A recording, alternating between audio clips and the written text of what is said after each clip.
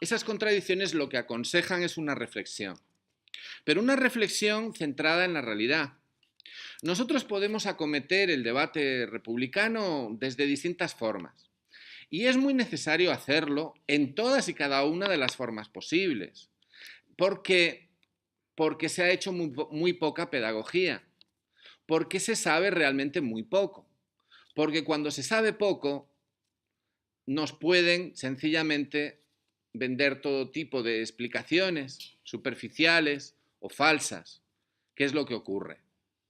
Aquella primera república, yo me siento reconocido en lo que ha dicho mis compañeros, lo que han dicho. Aquella primera república ha quedado siempre como, bueno, eso duró muy poco, fue un caos, pasó de todo y aquello se acabó rápido.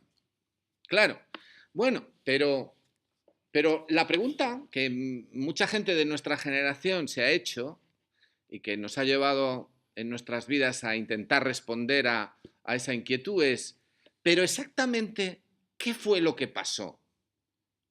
¿Cómo vamos a resolver los problemas del presente si realmente no sabemos qué fue lo que pasó y que nos ha traído hasta aquí? Esa es, quizá, una pregunta que cada generación se tiene que hacer. ¿Qué fue lo que pasó para tratar de saber qué es lo que está pasando? Y entonces, vaya, resulta que hay una palabra de género femenino que ya saben lo que ha dicho Irene Montero, que se puede hablar de portavozas porque lo que no se pronuncia no existe. Bueno, pues la palabra república es de género femenino y no se pronuncia. Está completamente ausente del debate en España, salvo, por supuesto, del debate en Cataluña, donde sí lo están pronunciando. Entonces, ¿qué es lo que está pasando para que los únicos que se atreven a pronunciar la palabra república en las Cortes españolas sean los catalanes? Y también lo hacen de aquella manera. Es más, se contrapone a la identidad catalana, se le contrapone una España. Todos hemos visto a Paco Frutos rodeado de las banderas monárquicas y de esa España eterna que se ejemplifica en la bandera bicolor actualmente vigente. Es decir, ¿dónde está el discurso de la República? ¿Dónde está el discurso de la República Ibérica de la que nos ha hablado Faustino?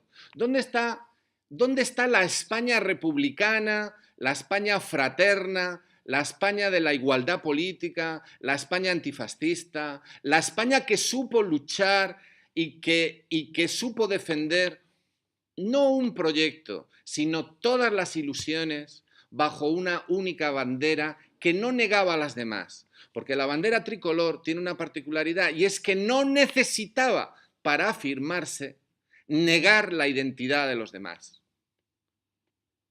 La bandera tricolor, que fue además la bandera primera de la nación española, porque fue la primera bandera recogida en un texto constitucional que además se había elaborado en condiciones de, fíjense, proceso constituyente. Además, un proceso constituyente de libro, de acuerdo con todos los cánones del derecho político. Porque la bandera tricolor fue la primera bandera constitucional propiamente dicha de la nación española. La bandera actualmente vigente, la bandera bicolor, es la bandera que se creó para identificar las propiedades de los Borbones en el Mediterráneo en el siglo XVIII. Y no ha sido recogida en ningún texto constitucional hasta 1978. Es la bandera que marcaba, como digo, las propiedades de los Borbones en el Mediterráneo, porque los Borbones tenían propiedades en el sur de Italia, el reino de Nápoles do Sicilia, el reino de Francia y el reino de las Españas. Y entonces, claro, era la familia que tenía repartido el Mediterráneo. Y como todas sus banderas eran blancas, con las flores de lis, con unos cambios en los escudos, pues aquello era un lío. Y entonces Carlos III pues pidió que sus barcos tuvieran una bandera diferente que se la viera bien.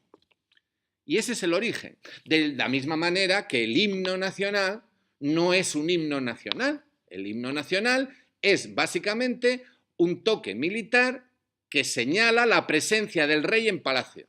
Es lo que significa el himno que nosotros tenemos. Por eso se llamó durante muchísimo tiempo Marcha Real.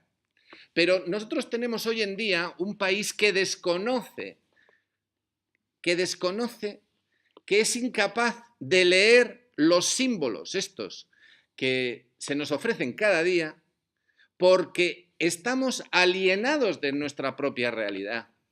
No se trata simplemente de hacer una enumeración de desconocimientos, de cuestiones de detalle o de estas cosas. Es una cosa mucho más seria. Alguien podrá decir que estos temas no son tan importantes, pero fíjense, algunos pensamos que estos temas están todos en conexión.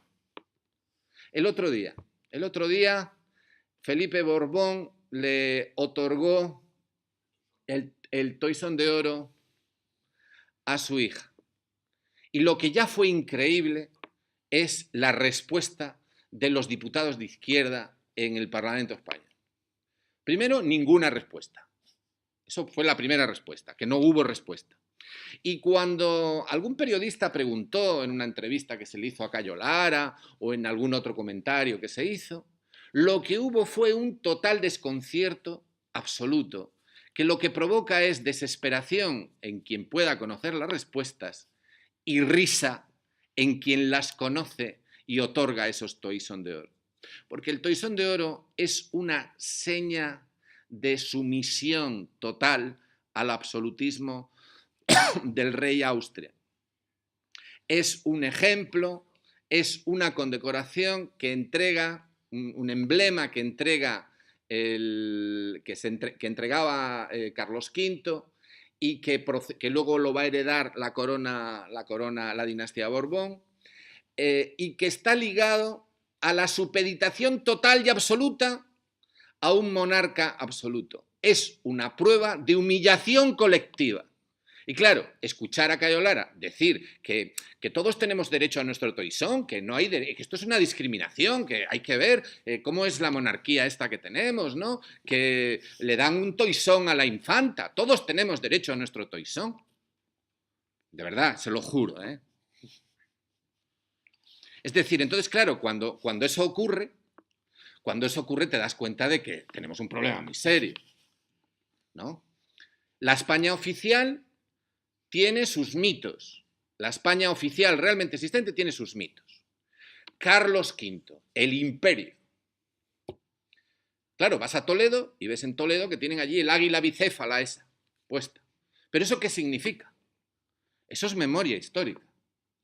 Pero una memoria histórica que significa, esta ciudad se enfrentó al poder del rey y hubo que aplastarla. Y hubo que ahorcar a la gente en sus calles y quemar sus casas, violar a sus mujeres y matarlas y someterlas. Y no a esa ciudad, sino a todas las ciudades que entraron en comunidad en 1520-1521. ¿Frente a quién? Frente al poder omnímodo del rey absoluto.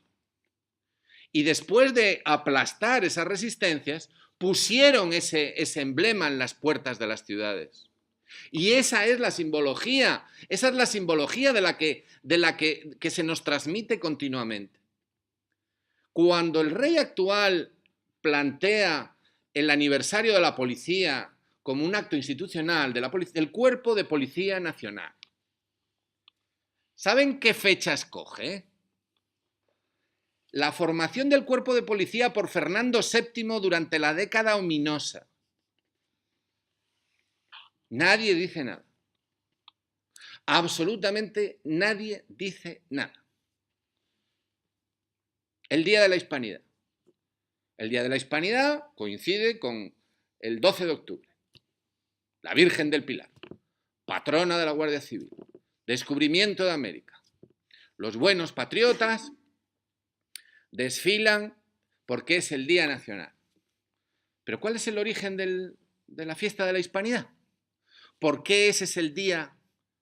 Pero vamos a ver, ¿qué ocurre en España? ¿Qué ocurre en este Estado español que ha perdido su nombre? ¿Qué ocurre? ¿Qué pasa aquí? No, esto es un país bastante raro. Miren a Pablo Iglesias. Pablo Iglesias no sabe qué chándal ponerse.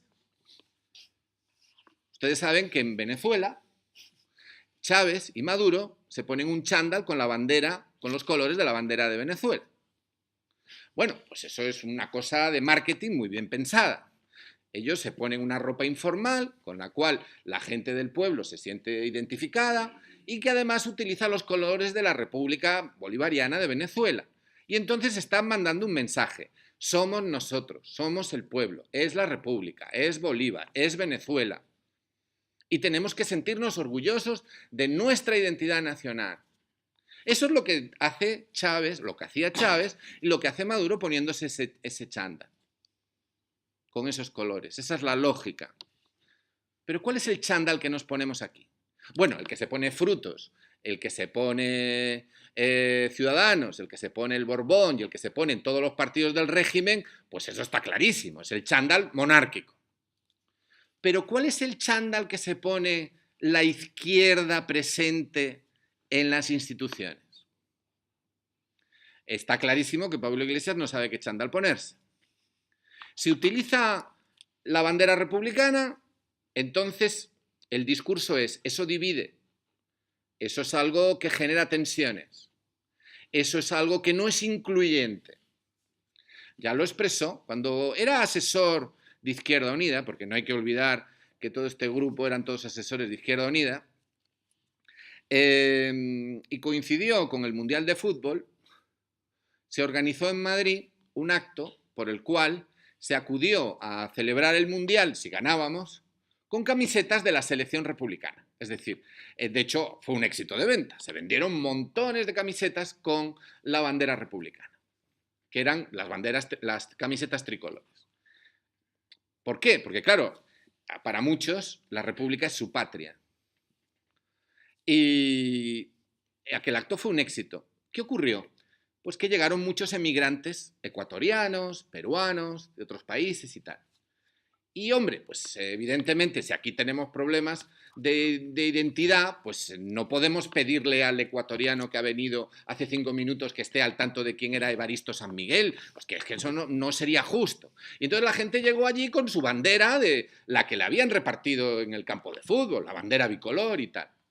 Y entonces se daba el hecho de que entre el público había gente con la camiseta tricolor y otros que estaban con la camiseta oficial y la bandera monárquica. Eso le provocó a Pablo Iglesias una crisis de identidad republicana total. Llegó a la conclusión de que no merecía la pena dividirnos por una cosa así. Había que prescindir de las banderas. Había que prescindir de una bandera tricolor que a lo que llamaba era a la confusión. Y a partir de ahí construyó todo un discurso. Un discurso que luego le lleva a montar su partido y, bueno, no fue el único elemento, ciertamente, pero en el proyecto que protagoniza, la bandera tricolor no existe, pero no existe simbólicamente, porque claro, el problema que hay es que la bandera tricolor lo que representa es un país distinto, distinto a el que ha sustituido al que nos robaron.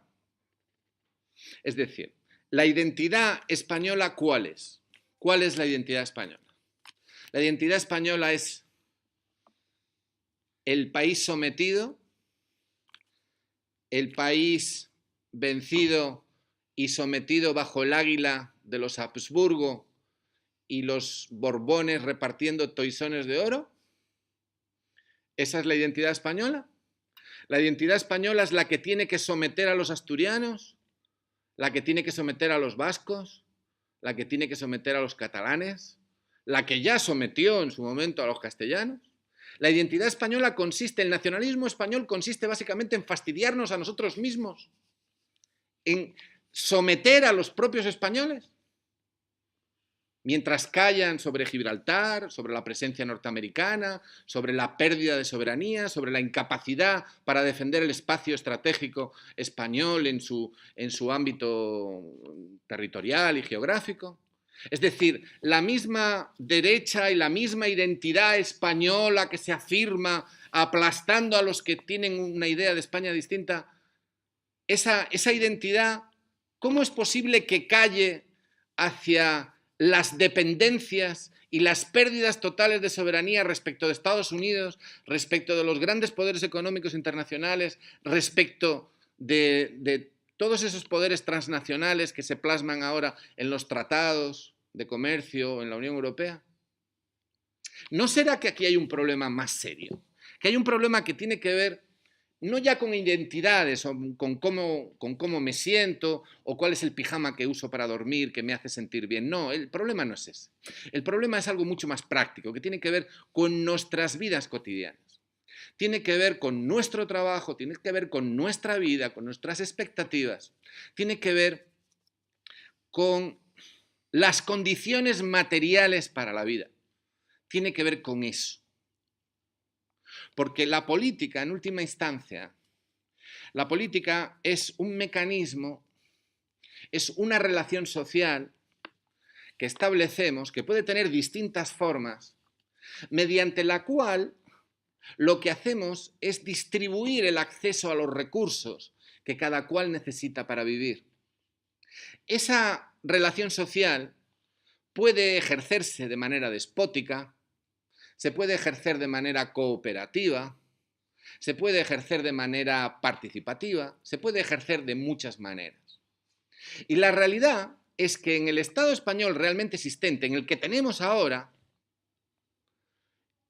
las relaciones son muy asimétricas. Pero vamos, completamente asimétricas. Las relaciones de poder son completamente asimétricas. No hay un acceso equitativo a las condiciones de vida. No hay un acceso equitativo para que las personas puedan subvenir sus necesidades mediante un trabajo digno y una remuneración digna. Hay problemas muy serios que tienen que ver con eso. Y eso, ¿qué tiene que ver con las banderas y con Evaristo San Miguel y con ese pasado? Pues tiene que ver mucho. Porque miren, la monarquía actual es la tapadera perfecta de un régimen que tiene unas relaciones sociales y de poder que son muy determinadas y que son las que condicionan el estado de precariedad en el que todos vivimos. Pretender suponer que va a haber otras políticas sociales sin cambiar la relación de fuerzas es una ingenuidad. Yo ya sé que hay personas que consideran que esto de la república es imposible. Uy, es que no está la cosa muy avanzada, eso es muy difícil, la gente no lo ve, no es el momento. Claro, vencer al capitalismo internacional es facilísimo, ¿no? A la señora Merkel, vamos, eso está chupado, no hay ningún problema. Conseguir que los bancos no puedan condicionar las políticas económicas en España, eso es facilísimo, ¿no? Y tener una política de defensa distinta, ahora tenemos hasta un general de la OTAN, con pretensiones y todo, que es de los nuestros, ¿no? Eso es mucho más fácil, ¿verdad?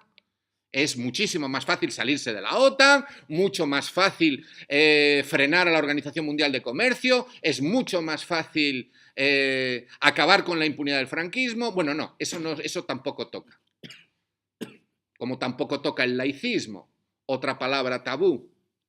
Aquí hay un montón de cosas que son muy fáciles.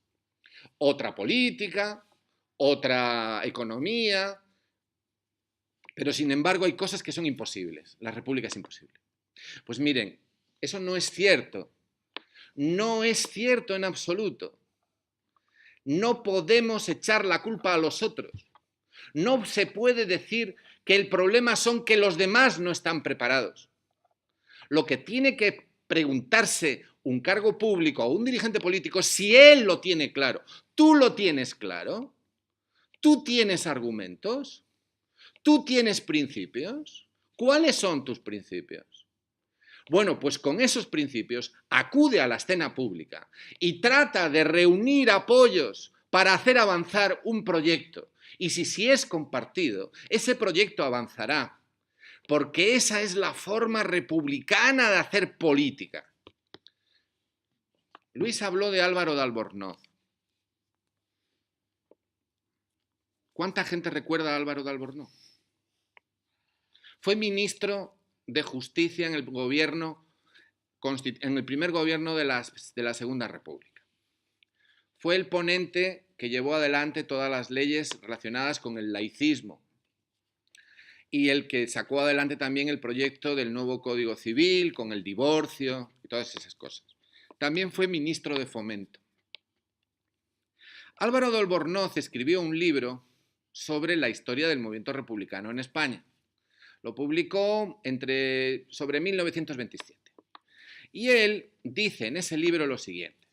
Dice, los republicanos, que es un movimiento muy plural, como muy bien señalaba Faustino, con distintas tendencias, tenemos una tendencia mayoritaria, transversal, y es que cuando nos ponemos a hablar, pues empezamos a hablar de los grandes principios filosóficos, los gansos del Capitolio, que ya se sabe que cuando volaban para un lado, volaban para otro, los augurios eran distintos en la Roma republicana, y bueno, en fin, que tenemos una tendencia a hacer filosofía. ¿Cuál es el sentido de la palabra igualdad? El sentido de la palabra libertad, el sentido, un sentido muy importante, de la palabra fraternidad.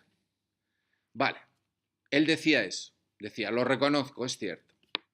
Pero miren, el siglo XIX ya pasó, estamos en un siglo nuevo.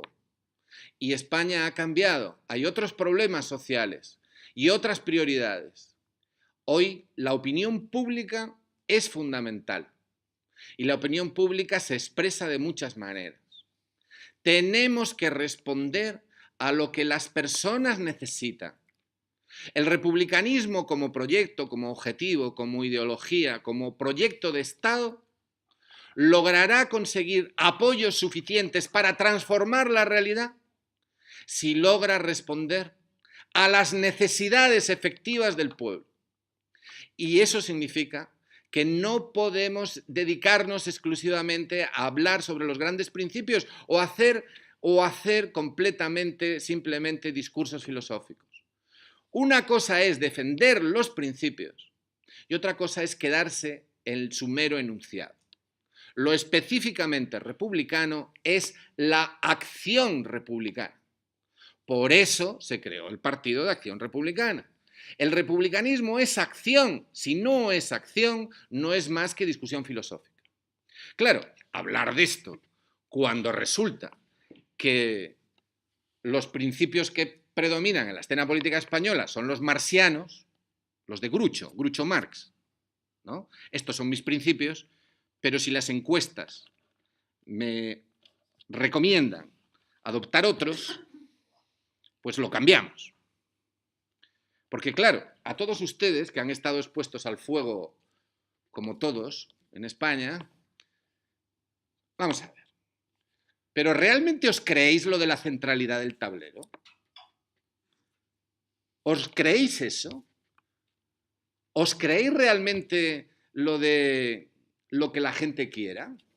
Pero si la gente lo que quiere es votar a Rajoy, si la gente lo que quiere es votar a Arrimadas, si la gente lo que quiere es la prisión permanente revisable, lo ha dicho el ministro esta mañana, que por cierto ha incluido entre las nuevas causas de prisión permanente revisable algo que tendrá consecuencias, porque han incluido esta mañana la idea de que se puede aplicar la prisión permanente revisable a los que, haciendo un atentado o un sabotaje en una infraestructura de comunicaciones, puedan provocar una muerte. De manera que si un piquete mañana pone un bloqueo en una autopista y alguien resbala y se mata, van a poder aplicarle la prisión permanente revisable a todos los miembros del piquete. Bueno, lo harán solo si es necesario. Solamente. Esa es la realidad que estamos teniendo delante. Estamos teniendo delante una realidad en la cual el sistema se está cerrando completamente y se nos dice que no podemos hablar de principios, que tenemos que aterrizar en la realidad.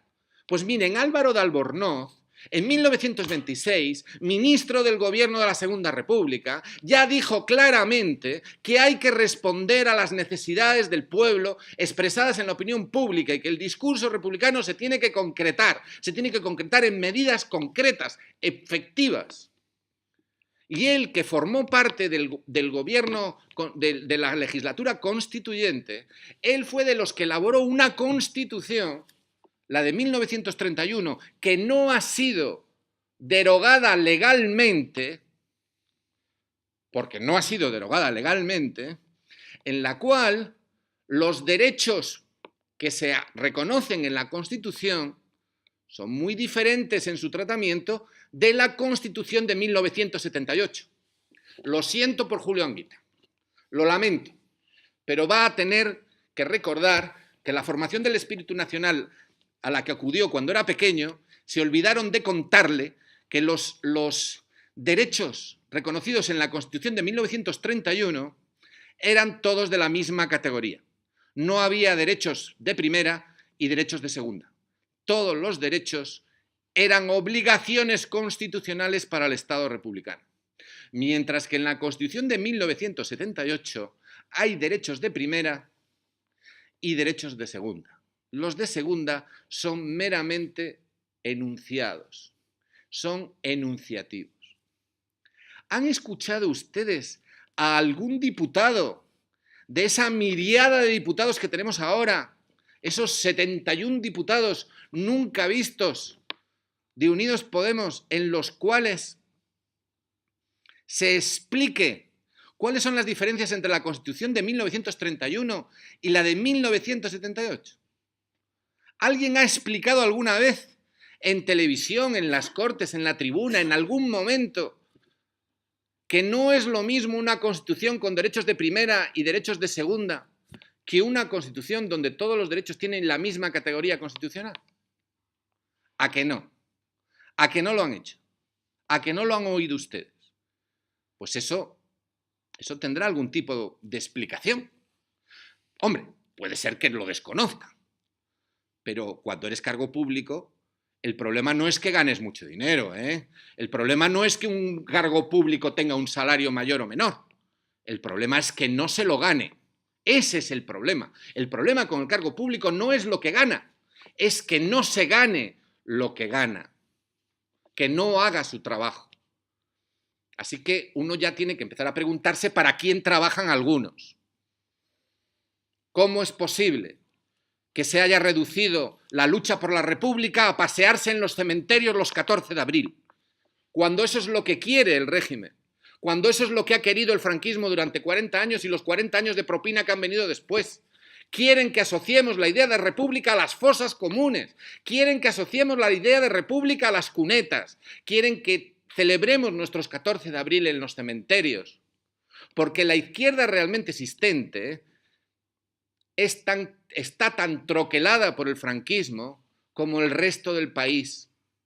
Y sencillamente, soñar la república significa recuperar el país que nos robaron y construir una España democrática, libre, fraterna y solidaria que sea capaz de albergar los sueños de todos. Y eso es algo que choca frontalmente con las relaciones de poder en el momento actual. Completamente, choca frontalmente con las relaciones de poder en el momento actual. El problema ya no es si se elige o no la forma de Estado, si podemos votar o no. Ese no es solamente el problema. Aquí se ha dicho que hay muchas formas de ser republicano. Claro que las hay. Hay una discusión que se podría establecer y que es muy necesaria. Hay dos grandes corrientes. Una arranca del liberalismo inglés y otra arranca de la tradición de la Revolución Francesa.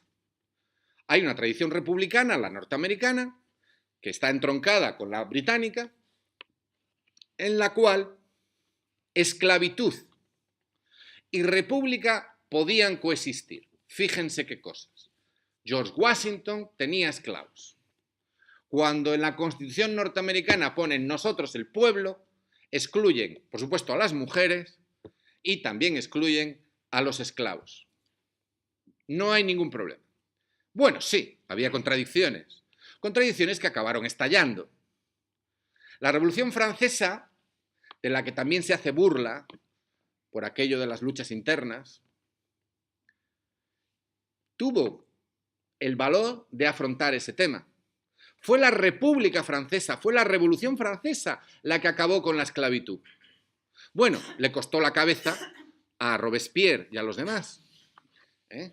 Pero la lucha que plantearon contra los girondinos no era por la lucha interna, esta intestina que lleva a que los revolucionarios se matan entre ellos. Había contradicciones de clase muy serias allí. Los girondinos, toda el área del estuario de Burdeos, de la Gironde, todos ellos no querían al rey, querían una república que garantizara la libertad de todos sobre la base de la afirmación del dinero y la propiedad. Esa es una corriente republicana, la afirmación liberal. La clave de la libertad es la propiedad y el dinero. Estamos en contra de los reyes porque los reyes, cuando mandan mucho, te pueden quitar la libertad. Te quitan el dinero, te quitan a tu mujer, te quitan las tierras, te lo quitan todo, acabas en la Bastilla y allí no hay seguridad jurídica. ¿Esto dónde vamos a llegar? Ese discurso liberal está sobre todo representado por la evolución del liberalismo inglés. La República Norteamericana se alimentó de esas fuentes. La clave de la libertad es tener propiedades y tener dinero. ¿Y cuál es el papel del Estado? El papel del Estado es defender la libertad. ¿De quién? Del que tiene propiedades y dinero. Esa no es nuestra república.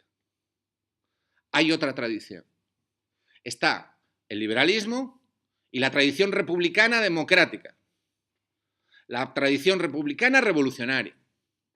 ¿Cuál es la primera tarea de la república? Asegurar la supervivencia del pueblo. ¿Cuál es el gobierno revolucionario? El gobierno revolucionario es el que construye la república y la defiende de sus enemigos. ¿Y cuál es el gobierno constitucional?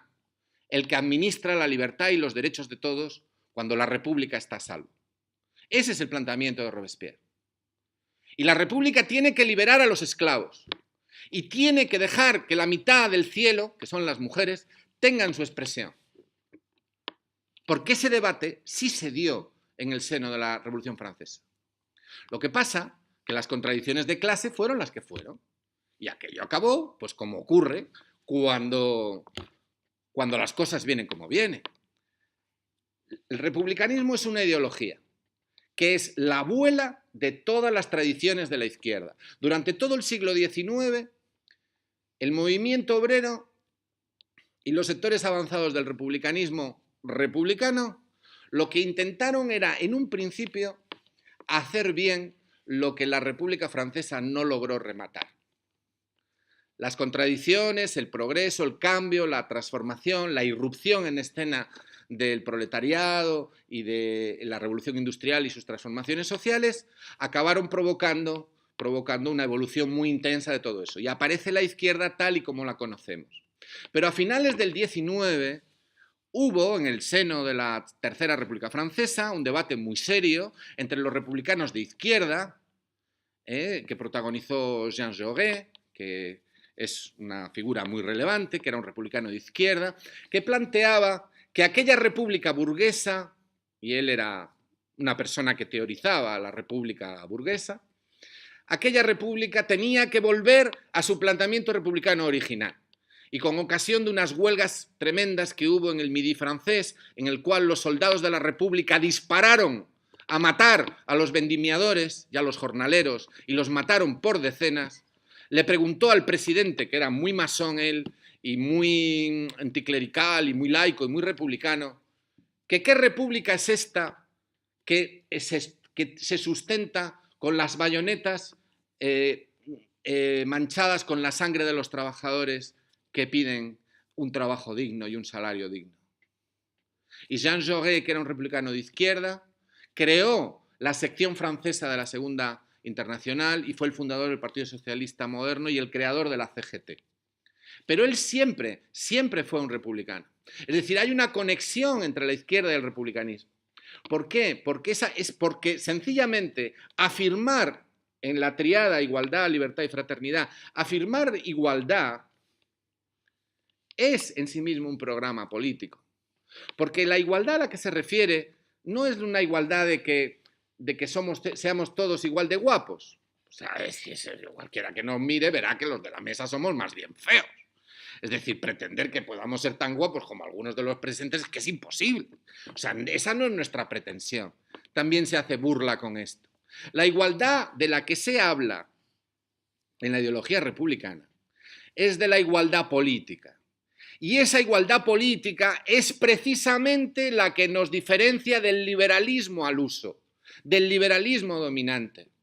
Porque la igualdad de la que se habla en la tríada republicana es la igualdad que se basa en que todos hemos de tener el mismo peso político.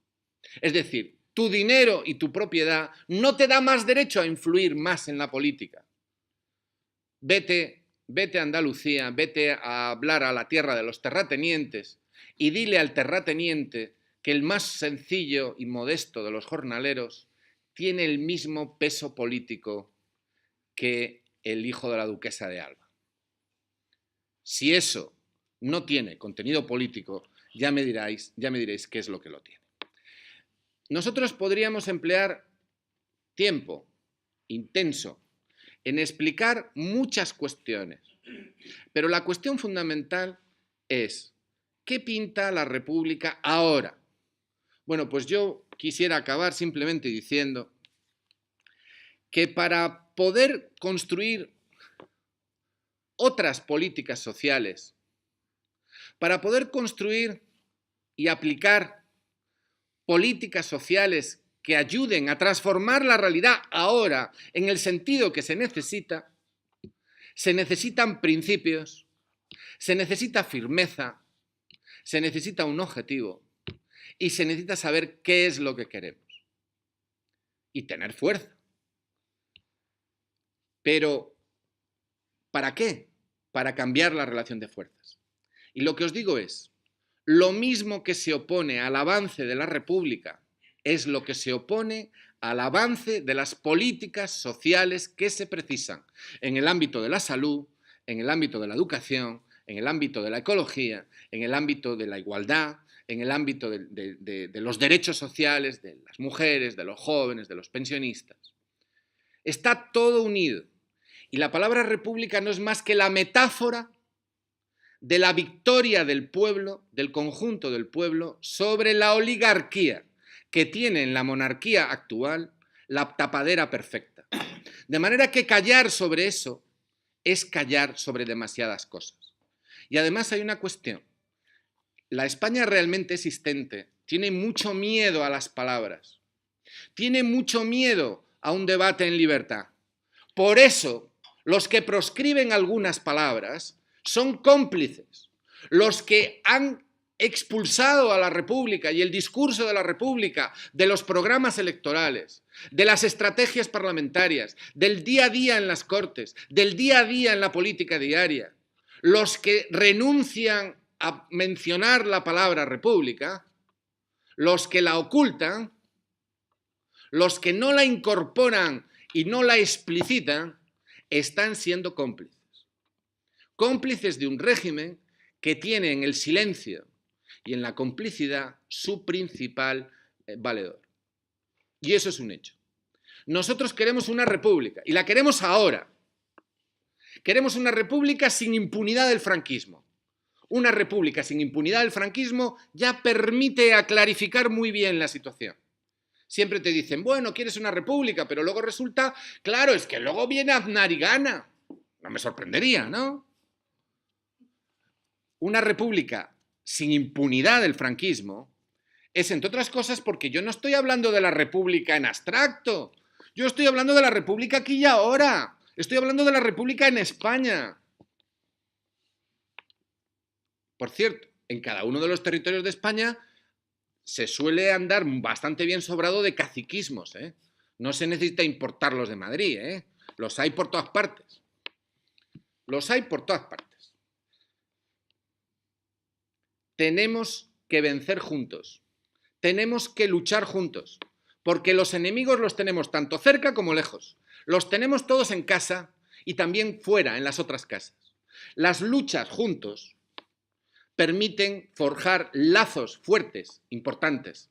La lucha por la República en el conjunto del Estado español lo que implica es cambiar en el conjunto. No se puede vencer en Cataluña o en Asturias por separado. Solamente, históricamente, cuando los republicanos españoles nos hemos unido y hemos planteado un órdago a la grande, hemos planteado un jaque real y lo hemos hecho coordinadamente con nuestros hermanos catalanes, como ocurrió el 14 de abril de 1931, entonces es cuando se puede tumbar esa enorme madeja de iniquidades de la que hablaba Víctor Hugo en Los Miserables.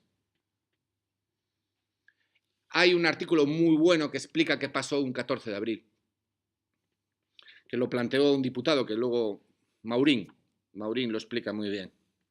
Dice, el poder central, esos partidarios de la monarquía corrupta, esos partidos que representaban el ahora tú y luego yo y luego todo sigue igual, con los payasos estos emergentes, esos que no eran ni una cosa ni otra, pero que sí querían tener un lugar al sol. Ese vamos a montar unas municipales, porque claro, las municipales son una cosa distinta, el municipalismo es una cosa distinta.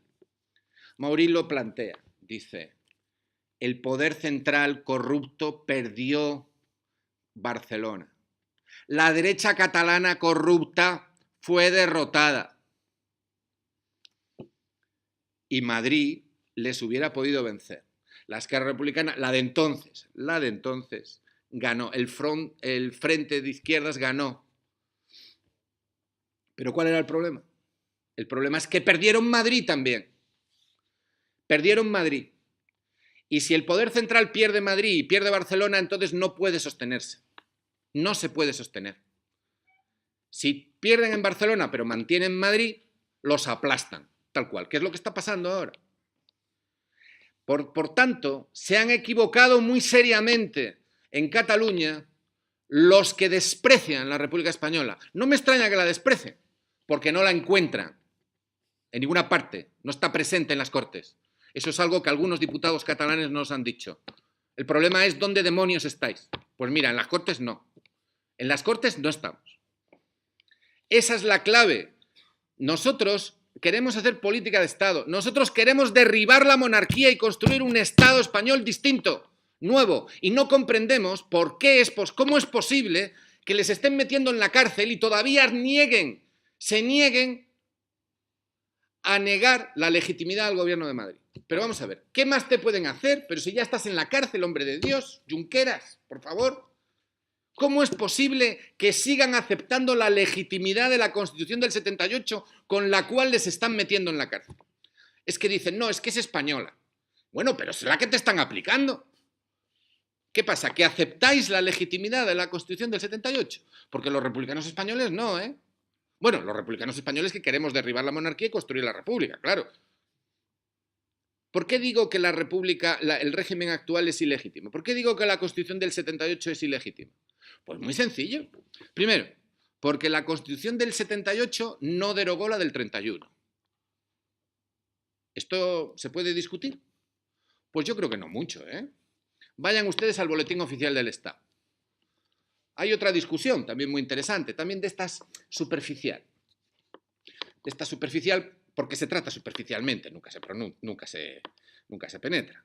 Y es la siguiente. ¿Cuándo acabó el franquismo? ¿Cuándo acabó? Pues miren, está en el BOE. 29 de diciembre de 1978. Disposición derogatoria de la Constitución del 78.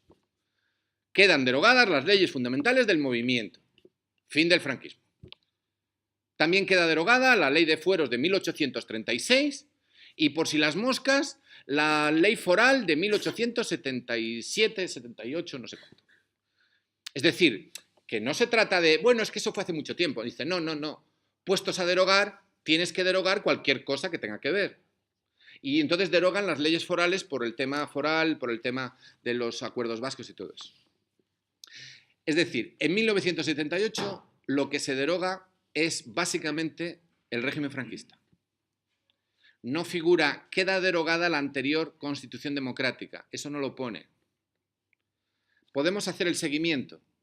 Venga, vamos al BOE a ver exactamente cuándo derogan la Constitución del 31. ¿Lo pone cuando publican las leyes del movimiento? ¿Lo pone? Tampoco. Haces dos o tres saltos, dos o tres saltos, dos o tres saltos y llegas a la conclusión de que lo que derogó la Constitución de 1931 fue el decreto número 2 de la Junta de Burgos. Por tanto, yo lo que le preguntaría a nuestros flamantes diputados de la izquierda realmente existente es: ¿aceptáis los decretos de la Junta de Burgos? Pues nosotros no.